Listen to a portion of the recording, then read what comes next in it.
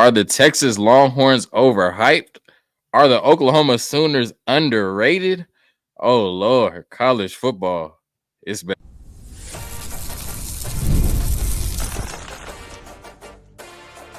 You are Locked On Sooners, your daily podcast on the Oklahoma Sooners. Part of the Locked On Podcast Network, your team every day. It's a Locked On crossover. Locked On Longhorns host Jonathan Davis, Locked On Sooners host John Williams. Today's episode of Locked On crossover, I should say, brought to you by Ultimate College Football Head Coach. It's a brand new mobile game that is completely free, has no ads, and 100% playable offline. Use the promo code Locked On CFB, all caps, inside the game store to receive a free boost to your program. Begin your coaching legacy today. On this crossover, you heard in the cold open, we got some questions to answer, right? Is Texas overhyped, right? John seems to think so. We'll get to that in a little bit.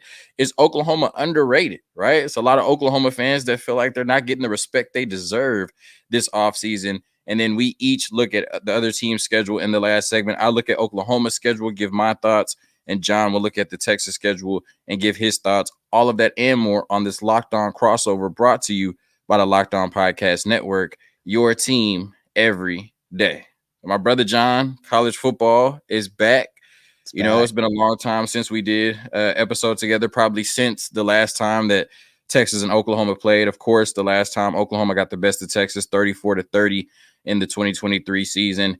And of course, as we, get nearer and nearer to the season, we're getting excited. And my brother John started getting some tweets off, right? And, I follow him, so I started to see him. And a lot of these tweets had something to do with Texas, right? I'm like, what's going on? You know what I mean? So I had to get him on the show to talk about it.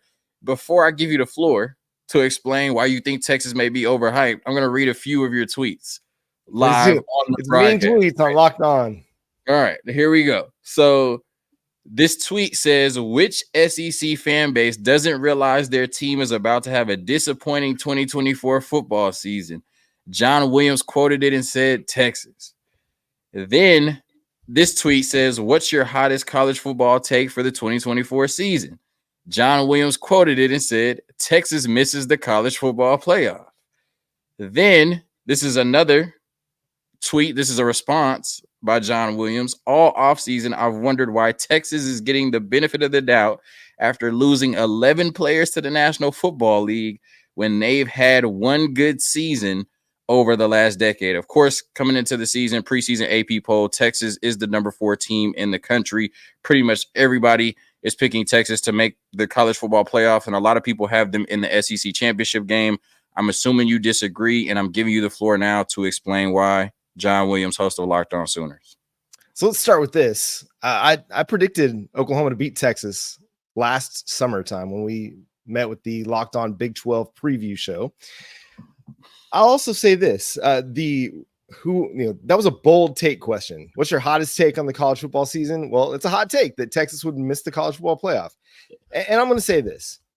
I think Texas could end up with a similar record last year, and maybe not be as good of a team as they were last year. Now, we'll talk schedules in the third segment, but you can't lose 11 players to the NFL draft, including some of your better defensive players, in T'Vondre Sweat, in Jalen Ford, in Byron Murphy. You can't lose the skill position players in Xavier Worthy, Adonai Mitchell, Jonathan Brooks, JT Sanders, and not experience some sort of a drop-off.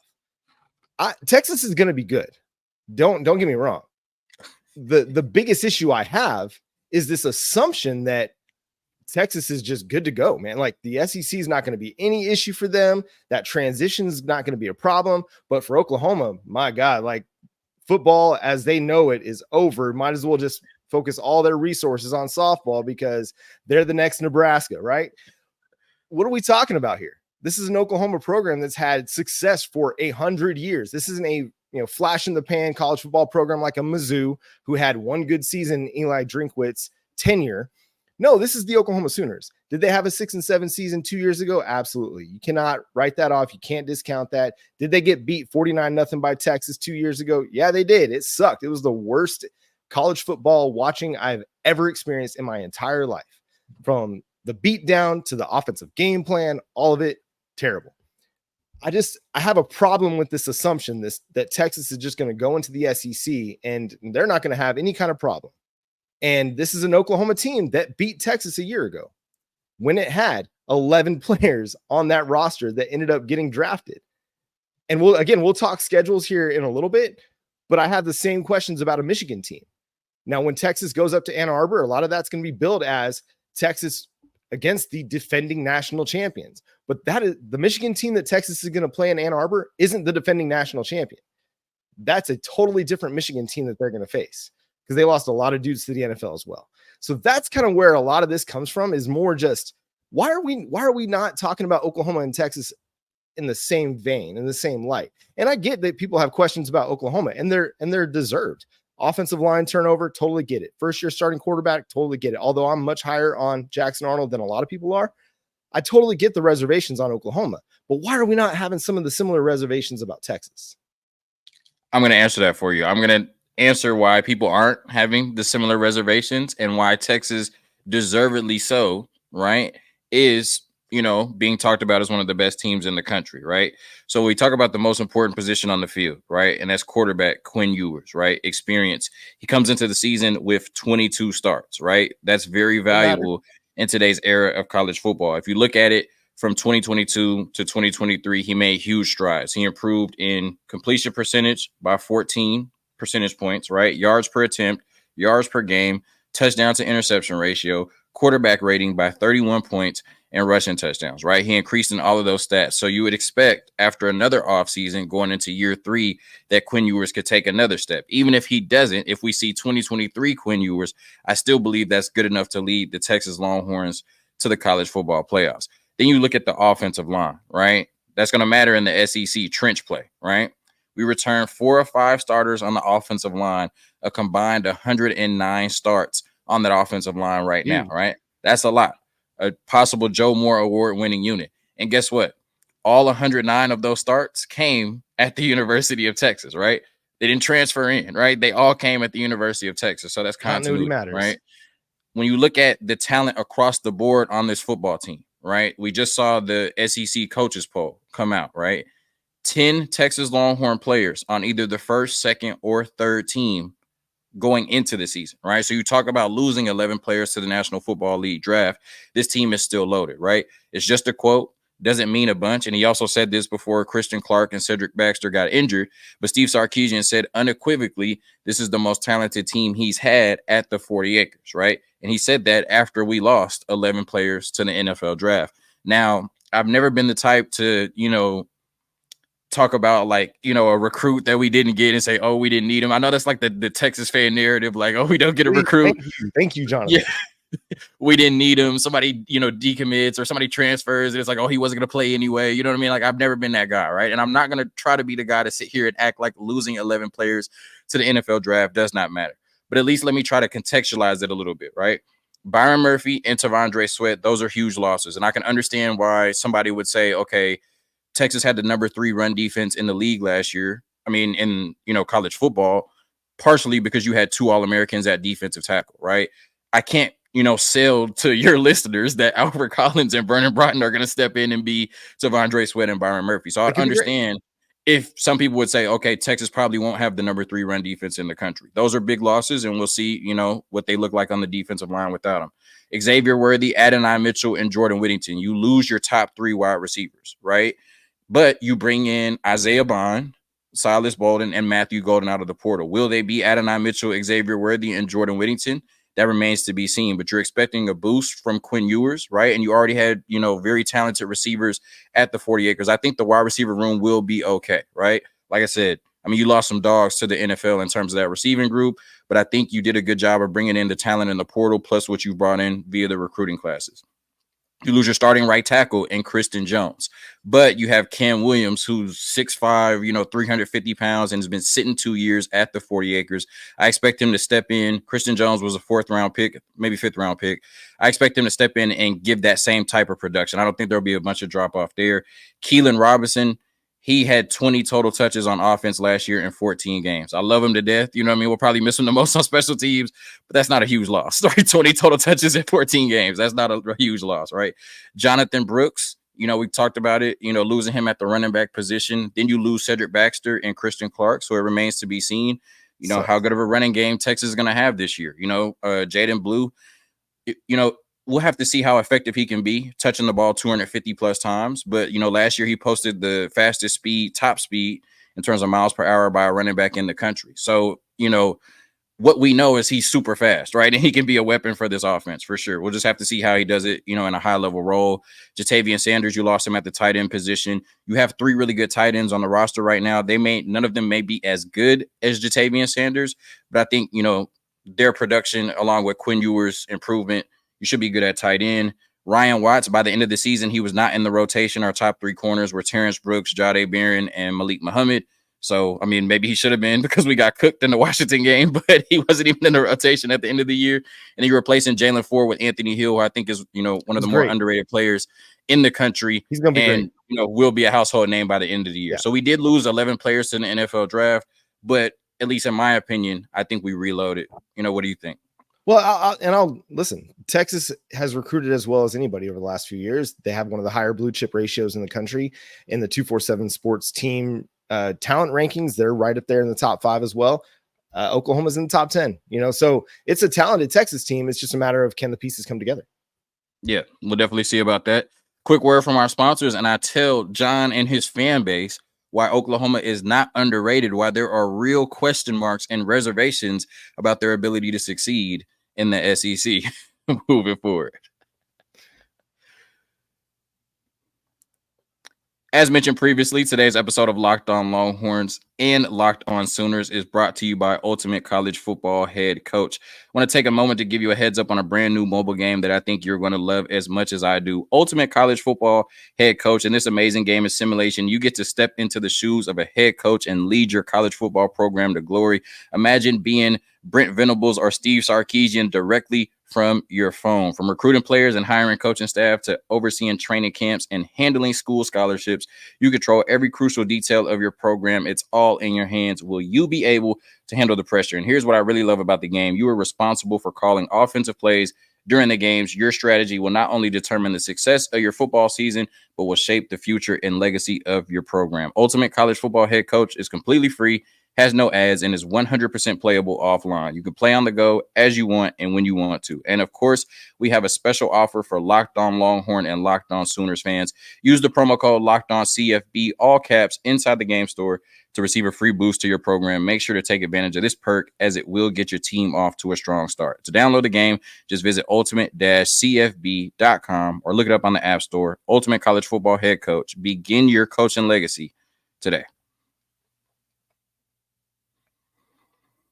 All right, so Oklahoma fans have had a generational run on social media this offseason, and a lot of them feel slighted, right? They feel as though, kind of like you said, Oklahoma is coming into the SEC, a blue blood program, always been successful. Took a little bit of a step back when Brent Venables, first came on, but you've seen steady improvement, right? And, why is there this narrative that Oklahoma is going to struggle in the SEC, but Texas is going to be fine, right? Why are people saying that Oklahoma could go 6-6 or 7-5 this year when that hasn't been the norm for a program like this, right? And I've seen a lot of Oklahoma fans say, this is a 10-win team, right? Like this is a 10-win team that's constantly being disrespected. Of course, we'll have to wait and see, what happens on the field.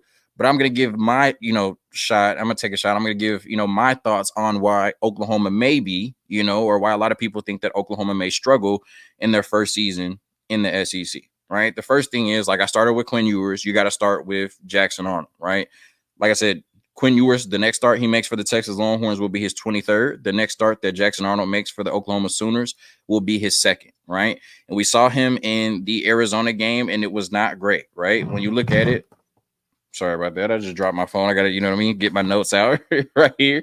When you look at it, he turned the ball over 4 times in that game, completed 58% of his passes, and had a QBR of 58.6. Now, obviously, it was his first start, 5-star quarterback. But we've also heard, over the offseason, there's still been some turnover issues in practice. Now, it's practice. May not translate to the games, but it may translate, right? Every 5-star quarterback doesn't hit. We just saw, at Florida State, DJU, right? Who, was rated over CJ Stroud. And how crazy does that look now? Right. But, we'll have to see with Jackson Arnold, but there's at least a question mark. It's a huge L for the Stars Matter people. Yeah, exactly.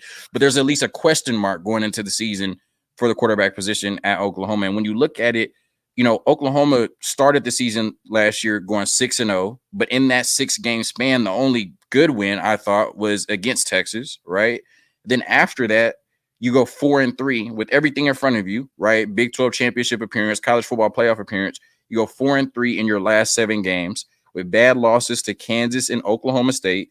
I want to say a bad loss, but a questionable loss to Arizona was Jackson Arnold's first start. And then a 2-point win against UCF at home, right?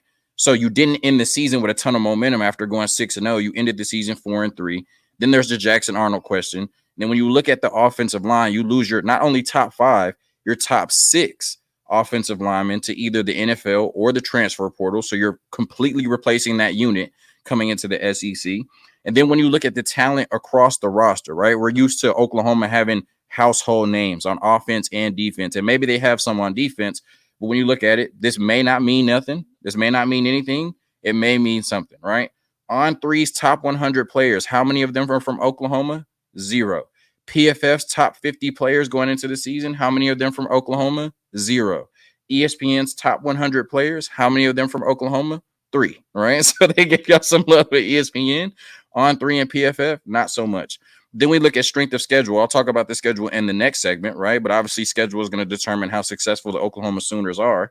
And Phil Steele has it ranked as the 18th toughest schedule in the country. Sports Illustrated has it ranked as the 11th toughest schedule in the country. CFB Network has it ranked as the 5th toughest schedule in the country. 24/7 Sports has it ranked as the 2nd toughest schedule in the country. And your 2023 opponents won 62% of their games, right? That's a lot, right? So all of that reasoning is potentially why people have question marks about the Oklahoma Sooners coming into the season and why they think that they might take a step back coming into the SEC. Your rebuttal. Well, first, On3 hates Oklahoma. I don't know really what else to say about that. Everybody that commits to Oklahoma gets a downgrade in their rating for some reason. I don't know what it is, but there's not a lot of love over at On3. No, listen, there are not a lot of household names. Danny Stutzman, Billy Bowman, 2 all SEC defenders by the media and the coaches. That's about it. But you're looking at a guy like Nick Anderson, who had 10 touchdowns last year in a breakout season for the Sooners, 800 yards receiving. Deion Burks coming over from Purdue at wide receiver is going to be a household name this year because to me, he's a thicker Marquise Brown. He's got speed. He's got quickness. He can win down the field. He can win in the short area passing game. Listen, the strength of schedule is the reason why I think Oklahoma could be a better team, but maybe not win as many games as they did last year. The schedule is legit. You play 6 teams in the top 15 of the USLBM coaches poll in the AP top 25. I mean, it's not going to get any tougher. Oklahoma fans that are complaining about the schedule still, we just need to get over it. The schedule is the schedule. You wanted to go to the SEC. We're excited about the SEC move. Well, this is kind of what you get when you go into the SEC a little bit. And it's based on what you've done over the last 10 years as a football program. That's why your schedule is what it is. The offensive line, totally get the reservations there.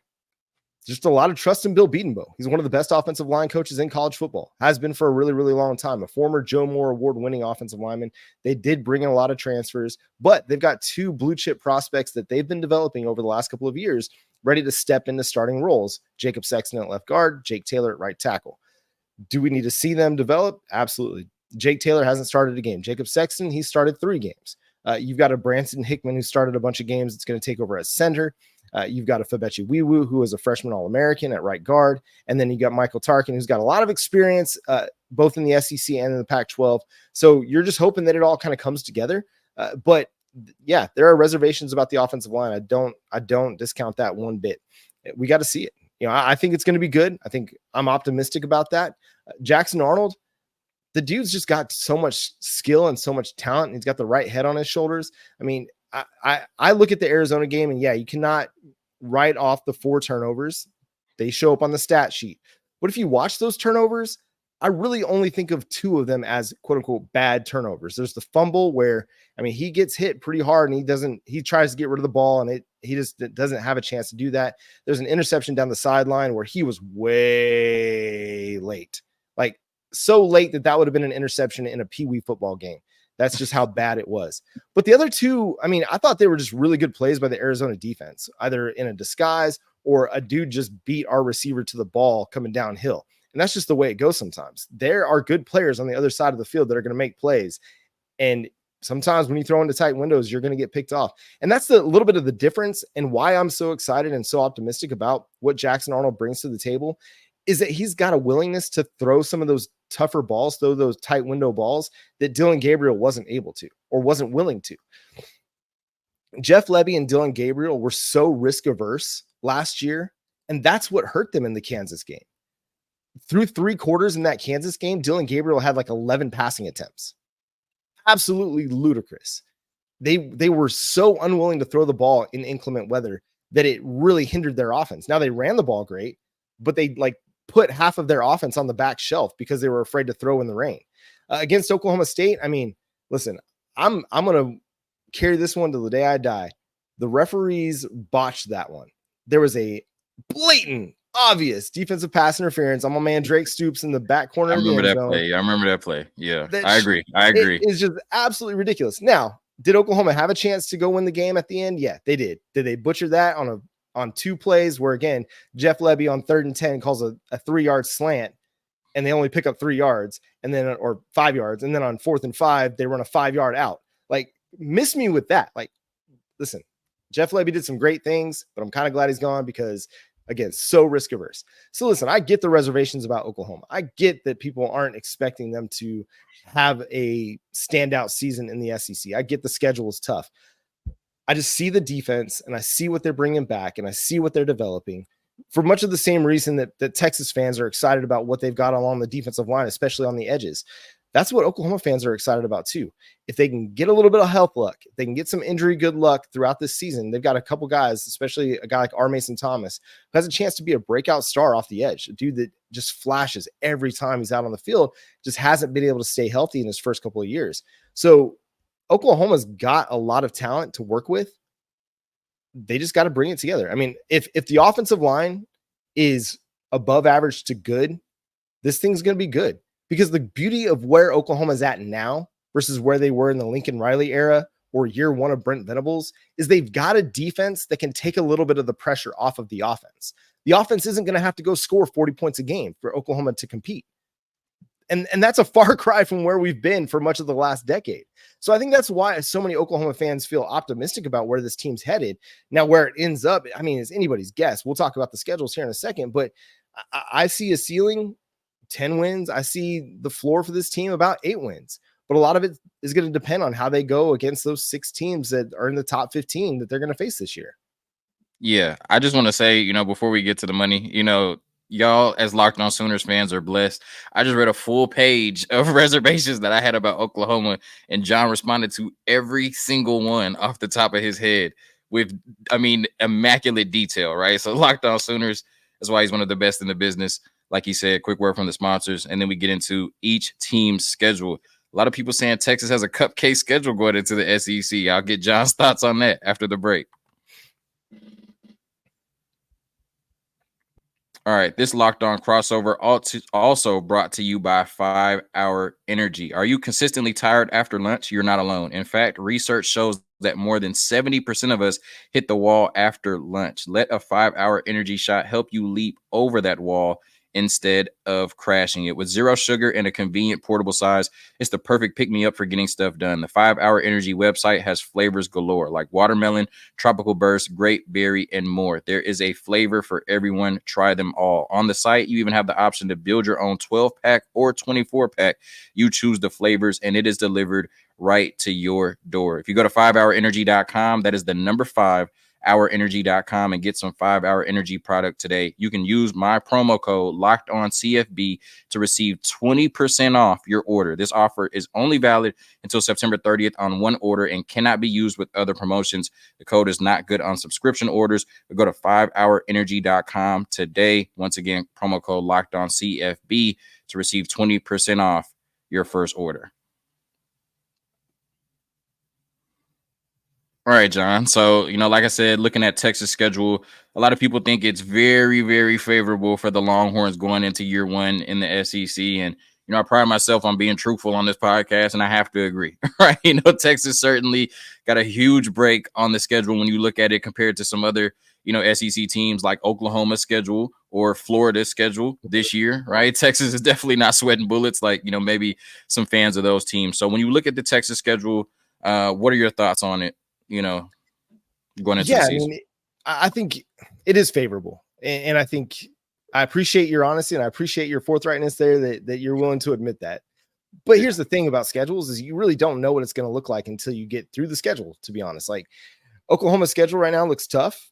Texas's looks favorable, but who knows where these teams could turn out to be and what, a team like Mississippi State could end up being in year one under Jeff Lebby.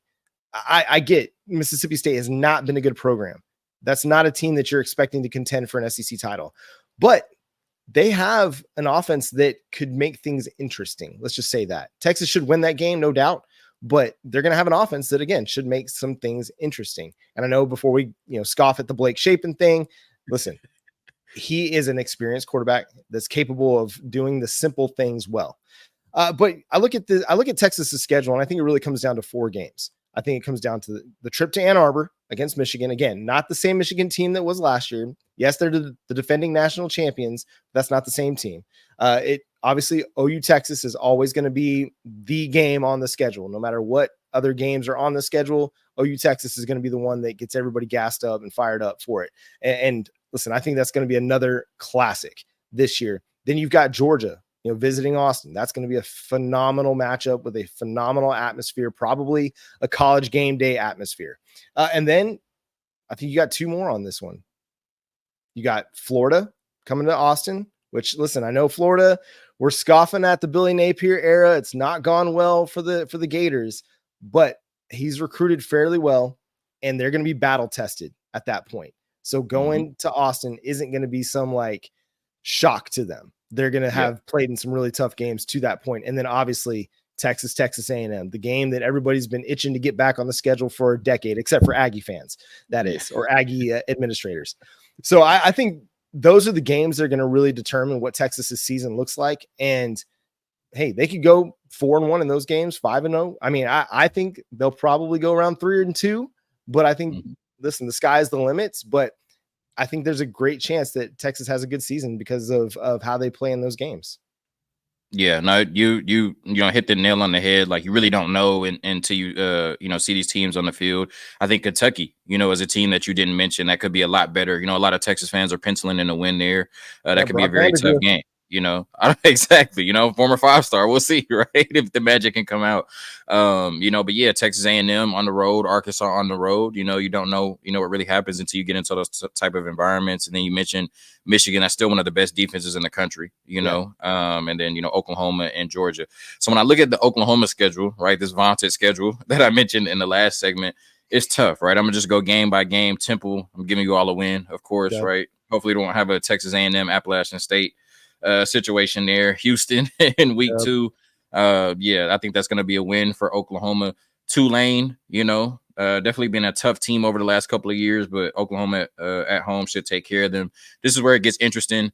Number 15, Tennessee. I'm not as high on Tennessee as everybody else seems to be, especially when I talk about Jackson Arnold. I can't make the argument, even though, Nico Yamaleva didn't turn the ball over 4 times against Iowa. You know what I mean? He's still going into his second start as well, right? So, not as high on Tennessee, even at number 15. I'm giving Oklahoma a win there. So I got you all starting, off 4-0. Then at Auburn, I saw Zach the other day on Locked On Auburn said that the Oklahoma game will be Auburn's biggest win of the year. Do think that could be a tough game at Auburn, but I'm giving you all the win. So I got Oklahoma starting off 5-0, right? Texas, Red River, you don't even know what I have to put. Obviously a loss, right? So I have you losing in Red River 5-1, beating South Carolina, right? This is where it gets interesting. At Ole Miss, I just think that game is going to be too tough on the road. I think Ole Miss is going to be a juggernaut this year. Quarterback and coaching matchup right now, I would give to Ole Miss, and I think that determines the game. So I have that as a L. Maine as a win at 11 Missouri, right? I know that outside of Texas, this is the game that all Sooner fans are chomping at the bit for. Same thing. You mentioned it last segment, or I think in the first segment. Missouri is getting a lot of credit for doing it one time. Can they do it 2 years in a row? So I have Oklahoma winning that game. Alabama comes to town. I have that as a loss. number 5 team in the country, and then at LSU, one of the toughest places to play, coaching and quarterback matchup. Right now, this may be my hot take. I'm taking Garrett Nussmeier over Jackson Arnold and Brian Kelly over Brent Venables. So I have the Oklahoma Sooners at 8-4. But some people would say that Tennessee game could be a loss for Oklahoma. Some people would say at Auburn could be a loss for Oklahoma. So, or Missouri could be a loss for Oklahoma. So I gave, the Sooners credit, like you said, it's a program that always figures it out, right? And we did see big strides last year from Brent Venables, but I could also see why some people would look at this schedule and say 7-5 or 6-6 would be reasonable because it's a gauntlet, right? What do you think? Yeah, I think you probably hit the nail on the head there. There's going to be a game that they lose that they probably shouldn't, but I think there's going to be a game that they win that people don't expect them to win. I like Oklahoma in their home games, even against Tennessee and against Alabama. That road trip to Baton Rouge, I don't care who the quarterback is. You're going to Baton Rouge. You're probably playing at night. Weird things happen. It gets crazy. So I'm not super stoked about picking that one later in the season. I don't love it. And then, that trip to Oxford is going to be tough. I mean, Jackson Dart is a really, really good quarterback. I think he is one of the underrated Heisman picks. I don't think he's getting enough love. And then, Lane Kiffin's a really, really good coach. And I think they've made enough transfer additions on the defensive side of the ball that it's going to create a lot of problems for Oklahoma's offense. The Auburn game, it's going to be one of those weird ones because you're going into a big time road environment for the Sooners, but what's Auburn going to be this year? I mean, this is a team that lost to New Mexico State last year.